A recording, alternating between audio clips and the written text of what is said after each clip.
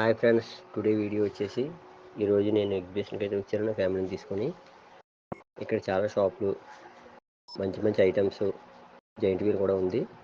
ఇక్కడ పిల్లలు జంపింగ్ ఎక్కారు ఫ్రెండ్స్. పిల్లలు జంపింగ్ చేసి ఆడుకుంటున్నారు. ఇది కూడా పిల్లలదే ఫ్రెండ్స్. పిల్లలు బాగా ఎంజాయ్ చేస్తున్నారు. ఇంకా పిల్లలు చాలా అంటే చాలా ఎంజాయ్ చేస్తున్నారు. పిల్లలు ఆడుకోవడం చూసి నాకు చాలా హ్యాపీగా అనిపించింది.